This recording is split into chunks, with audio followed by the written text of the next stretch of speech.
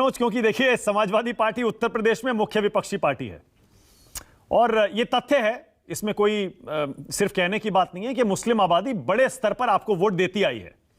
BJP की जो नई मुहिम है मुस्लिम समुदाय पर फोकस करने की या मुस्लिम बहुल सीटों पर फोकस करने की, आपको क्या समझ में आता है? इसमें क्या प्लान क्या है बीजेपी का, मनोज? देखिए, हर राजनीतिक दल को अपने रणनीति बनाने का और अपने चुनावी कार्यक्रम बनाने का, अपनी विचारधारा प्रस्तुत करने का हक है। लेकिन इस देश का मुसलमान, जो दुनिया में इंडोनेशिया के बाद अगर सबसे ज्यादा मुस्लिम हमारे देश में रहते हैं, ये सब जानता, सर्वविदित है। वो जानना चाह रहा है कि भारतीय जनता पार्टी को आज लोकसभा में 303 सीट है। उत्तर प्रदेश में भारतीय जनता पार्टी ने 403 सीटों पे चुनाव लड़ा। जो भारतीय जनता पार्टी और जिसके शीर्ष नेतृत्व आज मुसलमान के राजनीतिक प्रतिनिधित्व की बात कर रहे हैं, वो लोकसभा के चुनाव में, विधानसभा के चुनाव में मुसलमानों को क्यों नहीं चुनाव लड़ाते हैं, क्यों नहीं उन्हें टिकट देते हैं? पहला सवाल तो यही हो गया।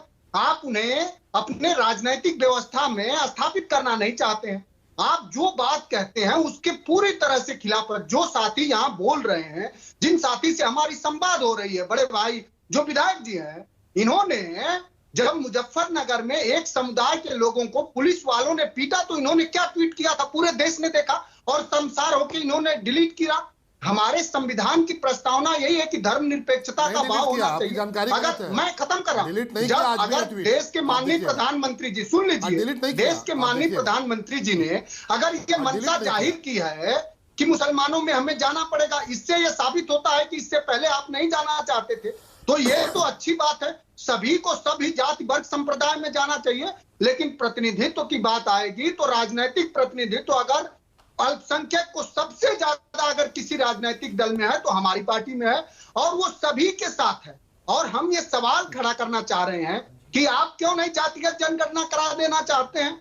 आप ये सुनिश्चित करिए कि दलितों का, पिछड़ों का, सबका जाति के हिसाब से राजनीतिक प्रतिनिधित्व हो। समाजवादी पार्टी और हमारे राष्ट्रीय अध्यक्ष तो इसी पक्ष में है। ओके मनोज, ये दिग्विजय सिंह ने जो कहा है सर्जिकल स्ट्राइक, इस पर आपका क्या स्टैंड है, आपकी पार्टी का?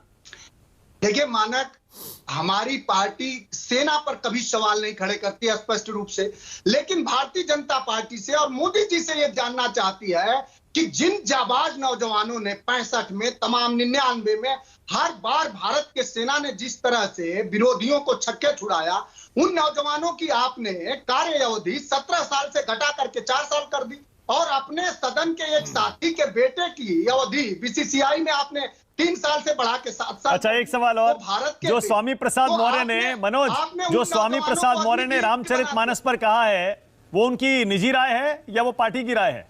रामचरितमानस बहुत स्पष्ट रूप से हम धार्मिक मान्यताओं के और जो धार्मिक हमारे मूल्य हैं उस पर समाजवादी पार्टी किसी तरह की कोई टिप्पणी नहीं करती, ना ही हमारे राष्ट्रीय नेता करते हैं।